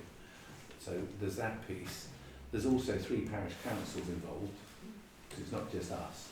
They start somewhere, they finish somewhere, and they've got to get back. And I saw them all going past my house, sort of they obviously haven't read the new speed limit sign, but that's a different issue. And so in the near term, I thought maybe, I I don't know if you know your opposite number in Rolverton and Peasmarsh at all. There's a new clerk in Rolverton. Maybe just send a sort of a letter to say this is of concern. Could you please have a word with the gentleman who owns the firm that does it every year? At least that's one step. The other thing is, if you put a width restriction on that road that's sufficient to stop the tractors, you're also stopping the emergency services fire. Yeah. And the buses, when and they're the buses, diverting that way. and the dustbin lorries, and I'm sure Yeah. the residents down there wouldn't want to have to wheel their bins up every week to the village hall, for example. I mean, there's and the expense of it, and I just think it's frankly one of those mountains that we're just not in the right place to climb at the moment. But I can completely sympathise with people whose life is affected by it. But I would suggest a letter maybe to the buyer, your opposite number, to the owner, just say, at least could you make sure that any mess is cleared up, and could you please ask your contract drivers to observe the speed limit and not drive into... In fairness, I think they are observing the speed limit, and I've actually seen them parked down Coom's Land waiting for a second trailer, so they sort of go through together at a slower speed. But do you know what the speed limit is? 39 now in Wittersham. No. Tractor with trailer has a much lower speed limit. 20, is it? It's, I think it's about 23 or something like that. Well, probably down the street they're doing a lot less because they're doing that. I think we've got to be quite careful because the lead operative in this organisation, he's very engaging, but he's also, that's a challenge. Yes. And for instance, you probably won't remember this, but the destination for most of the chicken waste was in the field across the road from where I live. I think it's Peasmarsh. This is a used to be situation. Oh, okay. And there was a very distinct aroma for many miles around, which pervaded our house. And I could have said something, but knowing the character involved, if I'd said that, it would be still coming in 10 years later. And I didn't say anything, and it just moved on. So we like to challenge. I mean, it's just really the impact of this, of the larger and larger tractors, the heavier and heavier trailers, and the sides of all the roads around here are becoming very rutted. Yeah. And the wet, the really wet winter, things combine to make life very tricky. And you'll say he's running a business, and it's one of a successful business, and that he should be allowed to do that. Well, it could be that bird flu gets in, and all these chickens get cold. But I mean, I think he's just the waste disposer. He's not the farmer. Yeah. Not But there'll be no waste. there's got to be some waste. But I just think the approach of a polite, at least we'd start the ball rolling on something like that. I'm happy to do that. Put a note into your opposite number. So is that to Peasmarsh as well? As they're obviously going to Peasmarsh? Are they spreading it on the fields at Peasmarsh? Is that I what don't know, but I know they're going through to Peasmarsh. they normally stack it for about 6 months or a year, just to let the aroma pervade the whole village, and then spread it. So are we saying that no, we don't want it to add Yes. into our... We are. We see no point. It just won't get anywhere. Thank you. Okay, working party reports. Anything on the caretaker side? Well, only that Alpha's cleaned and oiled the bench in the cemetery that Mavis King donated. And she asked, and I mentioned it to him, and he did it. And a very good job he's made of the cemetery too. Well, he has, hasn't he? I mean, I agree. I commented on that the other day. Not quite linked to caretaker, except, well, kind of a link. We did ask Ashford about the two, Yvonne asked them about the two benches that we were given by Roger and Valerie Parker to go in the play area, and they did say that while they were very happy to have that done, they would have to install them. So I don't know if you've got a right to them to confirm that. Well, I got to speak, it's David once again, David Hartley. Oh, right, okay. Yeah. But at least they're very happy to have us. So would that incur a cost, or would they do that?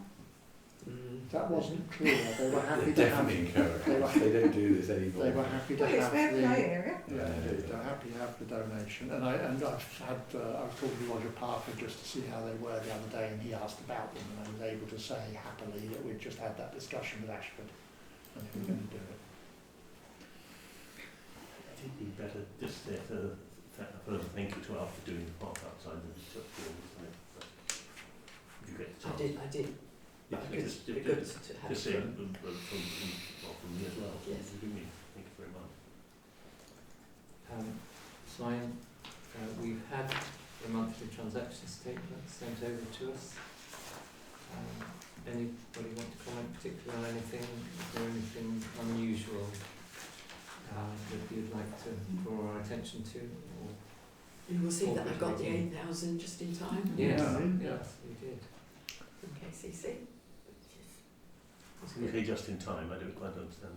Well, I'd let the balance on the previous, we only had £1,000, Yeah. which meant I would have had to transfer from the instant access Yes, I can- into it. Yeah. But I was hoping I'd get that in, so I didn't have to. Hold on. It's always rather a good feeling, that, isn't it? Yes, so Okay. I think that was the Simon. ones that does stand out.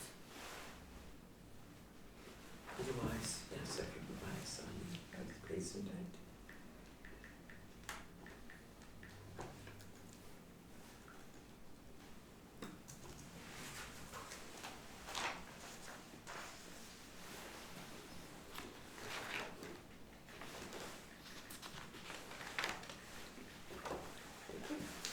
Thank you very much. Planning just to note decisions received, Yes, no, haven't had any further. granted, so that's all fine. Open spaces, any comment? Nothing new to report as far as I'm aware. Public right of ways, I spoke last night, emailed the owner of the fence that was falling down between the cemetery, sort of, and Archer's Post. Their fence was down, and he repaired it straight away. Oh, well done him. Who is that incidentally? Chris Pankhurst. Packhurst. Okay. Good. Everywhere else is very muddy. Terribly muddy. Highways, well, we discussed Just state of the road. just to say, regarding the 40 mile per hour, I had another official sort of looking document, so I just checked with Kieran that it was the usual, it was the final legal thing on that. It's one of these public notice things that came very similar to the original, and I just, wording was slightly different, so I just wanted to check that that's nothing new. So he said, yes, this is the legal element of the scheme, and the scheme has now been installed, apart from one of the 40 mile per hour roundels, which unfortunately couldn't be installed due to surface water from a water leak. I don't know whether the water leak was reported. We will arrange for its installation when an opportunity arises where we can do it alongside any other road closure that may arise. No. That way we do not incur extra costs for road management, and we also minimise the disruption to the public by closing the road for just one road marking. When this will be, I am unsure, but the scheme is now mostly in and enforceable, so hopefully you will see some positive results come out of it. And we paid up in advance. Yes. I was asked by several people, which I didn't quite have to answer, why they didn't reduce the cost by carrying the 40 mile an hour from Mrs. Whip to the edge of the village, rather than slow down, speed up, slow down. And then someone said, yeah, we're obviously cutting back because there's only a sign on one side of the road. And then I noticed that the directional sign, which slipped down the pole to halfway about 4 or 5 years ago, they clearly didn't have the right spanner with them. They could have just undone the nuts and moved it to the top. We certainly don't want to mention it because it'll close the road for a day or two. But Well, things like that often. and the horse side seems to be in an interesting place. It's a right sign, wrong place. I think the idea was that it was each side of the bend, Yeah. so that because people would come across it. But I think it's, I mean, I mentioned somebody who was saying, you know, I'm moaning about it, what have you, it doesn't matter who. And I said, you know, you do realise that, you know, I felt like I was on the Monty Python set. And, you know, this is what the parish council can do for you. It's our hard work and our persistence. So when you say, what does the parish council do for us? A concrete example. And they didn't say anything else after that, as you can imagine. There you go. If you were asked again, It's a result. KCC wouldn't have granted the 40 between the 40 and the 30 because there are no houses along there, there's no justification. And no one's died. Well, they haven't anywhere. Yeah. And they actually were a little bit indulgent because they're not supposed to have a de-restricted, which is less than, I think, a kilometre.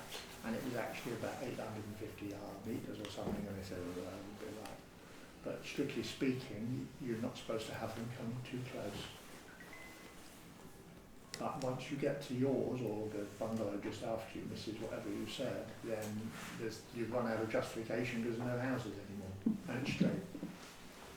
Did anyone see them actually in action? I don't. Those 40-mile-an-hour signs look terribly flimsy to me. I've been told that. The lady from Hope Farm did, and she posted her comments on Nextdoor. Saying that sort of thing. They look flimsy. Yeah. Saying how many men does it take? Oh, that before yeah, you yeah, are yeah, alive, yeah. and how many Yes, yeah. lorries and Inevitable. Well, the next time we have a village scarecrow competition, I'll do what I did the first one, which was to put a straw person with a high-vis jacket and a yellow hard hat holding a hairdryer on top of a ladder, and it was miraculous the way it was done. So, Fine. Cemetery and churchyard. nothing to do with the new extension. No, no, that won't be because we've already said it's May before she will do the. Yeah, the report. We'd like to get a date out of that. May. Like that. Yeah, we Well, will in May. maybe, you know, a big slot in the year, so, Well, you know, come nearer the time you will yeah, do that. I need pressure. Thursday the 8th, when the coffee's being served here, it should be an incentive, shouldn't it? It should. The cult meeting. Jeremy, would you take I can notes about that? spin through that. I won't do it all. Just key things really. The police have picked up some more staff to fill their spaces. They've got 11 staff on the beat team, which is 90% of the establishment, as good as it's been so far. They caught some Londoners doing shoplifting, 7,000 quid's worth they've taken.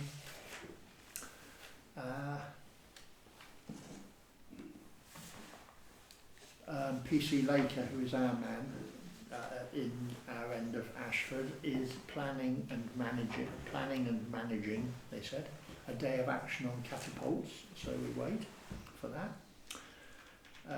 Planning enforcement, the training is going to come at some point. I think we got a date, didn't we? John? Yes. There is an enforcement plan now in place. I mean, that's been going for two and a half years, I think, to have the plan done. The local plan update, you know, the 2030 plan that's going to be the 2040 something plan, 2048 or something. They're now getting into understanding the implications of the new NPPF, which they'll spend a few months on. They haven't yet moved on to doing a review of the site submissions, which you remember went in about last year. I mean, about this time last year probably. The government, they're lucky now, the government is pressing for the new plans to be completed before districts are extinguished. Well, there's no way they would have done. No way. They say that's very ambitious because the time taken for the examination in public. In other words, the inspectorate wouldn't be able to do it. Even if Ashford could do it, which they wouldn't. we were told just as a little part in passing that the first planning for the Elizabeth line was in 1977. Oh, 2 years ago. They're very cross in Ashford because what I think was Passingham Farm or something like that, it's on the edge of Chilmington. I think it's all to do with Hodgson and their sewage farm that they want so that they don't get held up waiting for the other stuff at Great Stour and Stoddenhush. It was not in the plan, which obviously they would have got. It went to the planning committee and the planning committee rejected it. It was then granted by an inspector on appeal. Not only were they very crossly granted it, but he made some very disobliging comments about Ashford planning, or planners, or plan. Devolution. We've got a lot more information on devolution, although of course it's now been overtaken by the minister, because Paul Bartlett, who John and I hear from regularly, he is a parish councillor, an Ashford councillor and a Kent councillor, and he's very well informed. He's a banker.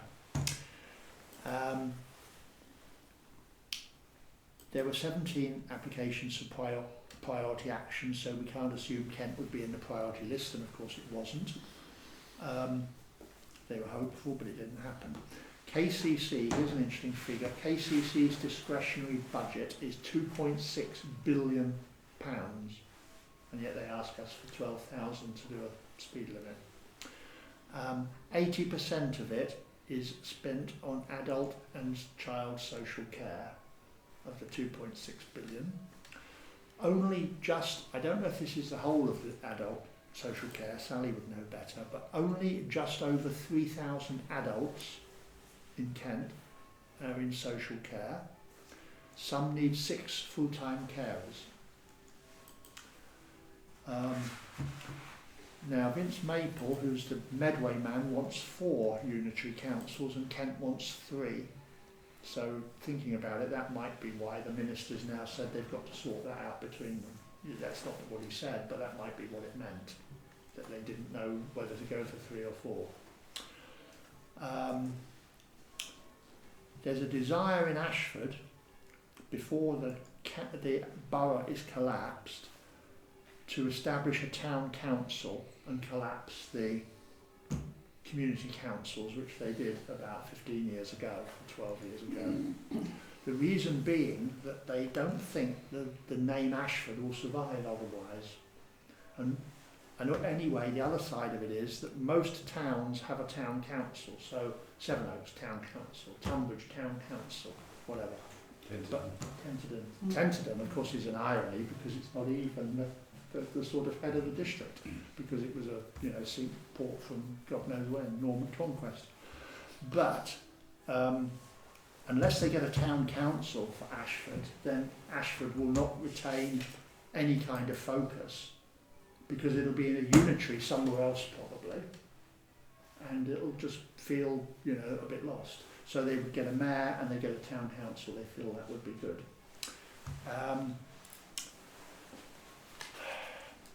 It's being suggested that a unitary council, whichever one we finish up in, may just have 2 councillors for each of the previous KCC divisions.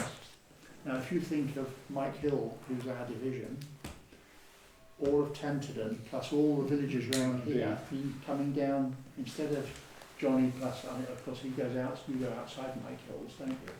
But no, I run to the border actually. Oh, but there are people that cross. But if you think of only 2 unitary councillors to cover all that division, then the degree of focus that we get at the minute from you and the others from your like, that will dilute greatly.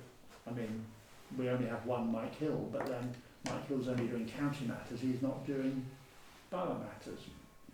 Yes, so the division has, as Jeremy correctly said, some of us are fully within it, but some of us have 5% or 50%, whatever it is.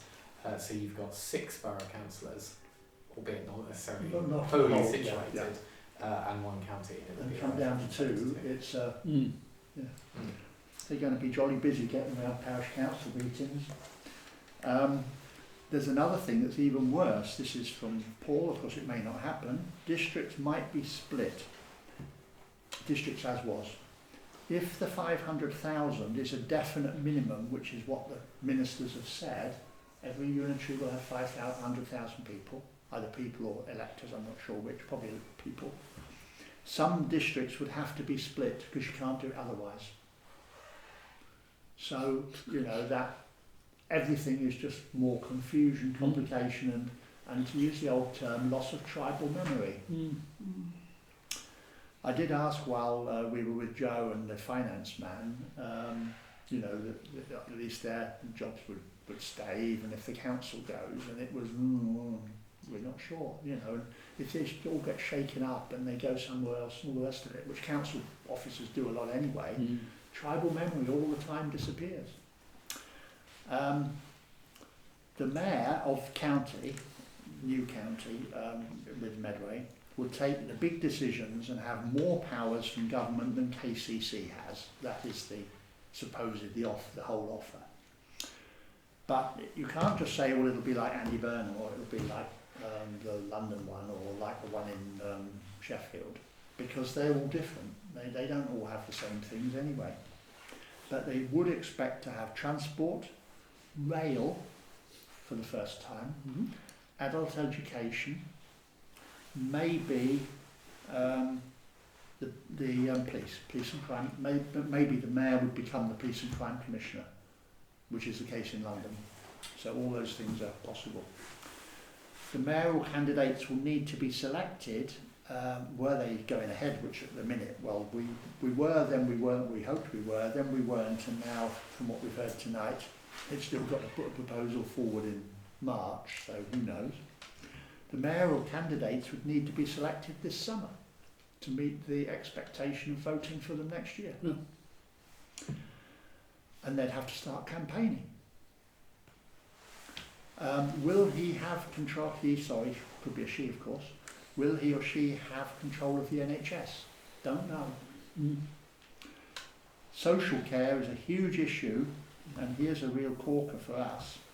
The immigrants, especially unaccompanied children, currently get paid for by KCC, the boat people. Yeah, that's right. But if all is then paid for by the East Kent Unitary, not all of Kent, then East Kent, us, get absolutely stuffed. That would be catastrophic. Because the government were always supposedly going to cough, and it appears from what Paul said that they never have. A bit like the old days of Gordon Brown and the Iraq War. Yes, you can spend some money, but he never added it to the budget. That's right. Until there was a big black hole, and then he said, oh, it's someone else's fault. That happens at the school, of course. I mean, the school, of course, yeah. They're told they can give a pay rise to their staff, but they don't get any additional money in. That's right. Jeremy, Mike Hill made the point that was interesting. The idea was that with all of this sort of going that way, there'd also be much more powers devolved to parish councils. Was anything said about that? No, not at this stage. So that seems to, that was one of the things that I thought made a lot of sense. It follows logically from bringing to the next level. The question is, what would we have? Indeed, Don't I think they have lose just the not, burial authority. they've got the principle. They've got the principle of it without having thought of it. Paul Bartlett, and he, by the way, is Sevington and around there, Sevington and Central Ashford, and Finbury. He's done a survey of his people. He's questioning what is the purpose of the reorganisation. One thinks that someone's floated it as, oh, it's bound to save money. We'll wait and see. We're looking for things to do, he said. His survey said that people want something done on, specifically, this is all they came back with, police coverage, access to GPs and potholes. And as he said, the only thing we do is potholes. I mean, they don't do them, but the only one of the three is for Kent is potholes, because they have no power over GPs, at least unless the mayor takes over the NHS. And they have nothing on police coverage, of course, unless he becomes the commissioner. The KCC Warden Service is back in contention after the last briefing that we had.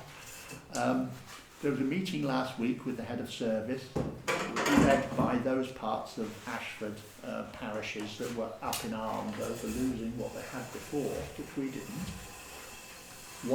Why, that is as in WYE, the little parish, the big parish, is looking now at a draft legal contract to start running their own,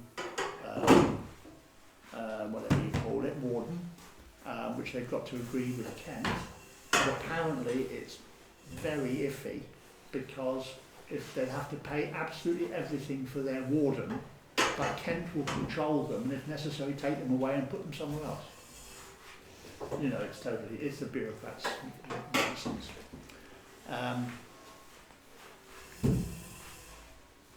There's a YouTube video which I was encouraged to look at and I haven't done it, I'm afraid. Y would sponsor a warden for 1 day a week.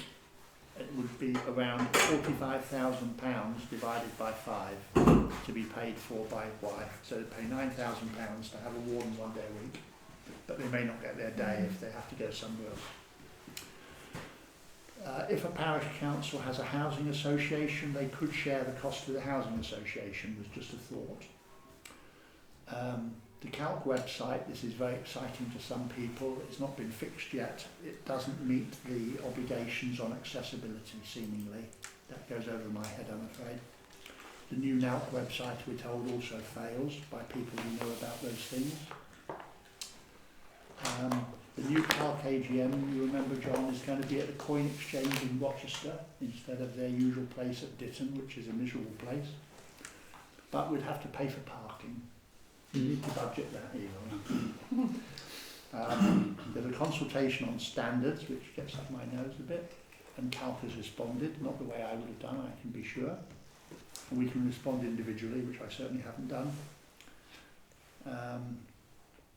There's a new draft code of conduct being talked about, and I don't know whether we would have it enforced over us compared to our own, or whether it'll just be another one where we don't have to adopt it. The law at the minute is definitely that we don't have to. And that's about it. Thank you very much. Anyone wish to comment on any particular point? No? Right. Next parish council meeting, we all know the date. Annual parish meeting, as we agreed it among I mean everybody knows that it's due to be on the 8th of April. We did discuss it. We discussed it. Can we agree now formally in session? Be before the normal. Yeah. Yeah, at 7 PM. So It's the day I'm coming back from holidays. So the annual meeting starts at 7, and then the parish council. Well, that's June. Oh, June. Yes. It gives us an opportunity. It gives us an opportunity. Yes, yeah. This is 8th of That's the St. David's. April. Yeah. It gives us an opportunity, although I understand if we wanted specifically not to take it, to actually have a bit of a pitch on the Swan. Because it's when we can encourage the public to come. We could be in the other room instead of here. And if we encourage them to come and make their views known and all the rest of it, and or that we want to be trying to drum up enthusiasm or anything. But equally I can see that it's the worst thing we want to do, because we don't want to make it a council affair. Yes, you But need it'll be a early separate- days. Yeah, you need a separate Long one. goal. I think we link that to the new Okay, team just a thought. project. well, that's Right. exactly right. Yvonne, any items for information? I don't have anything. No? Anybody? Any? Well, something I wanted to ask Yvonne, because a year or 5 ago you generously reported a pothole at the end of my drive, and like a miracle, almost like a miracle, within less than 24 hours, Highways came and dealt with it. I had 2 large potholes at the end of my drive. Added to which, if you're coming from where I live towards the village on the bend, that pond now goes right across the road. Yeah. Yes. And I can't remember, it was either you or Wilma, one of you, Wilma. actually did, when they responded to her. But then if you were reporting my pothole, you might report the pond too. I would. quite like it if you reported your pothole because you know where it is. I don't come down your No, road. no, For me to I have reported it, nothing happened, you see, so I thought I will coming in from the side arm, we did work a miracle last time. Keep going, Yvonne. I think you've got our sympathy, mate. Can we all have Is a it pothole? actually in your I've got driveway? Yes, Yvonne did report it on my behalf, and they came up almost immediately, they were terrified. Can we combine that with resurfacing the car Yeah. back there? Well, that's the village hall. But I thought if I came from the two angles. No, The thing is, often Coming out when you now. go on, it already says, have you Well, I'm agreed not to going add down that to it? road If it's tonight. already been reported, it will be there, Yes. and I can't add. But yes. Yeah. Okay, everyone, thank you Is very that, much. is that a qualified no? Can we Yes. focus on this Swan committee and anyone we can think of who might be prepared to get We'll get involved? that.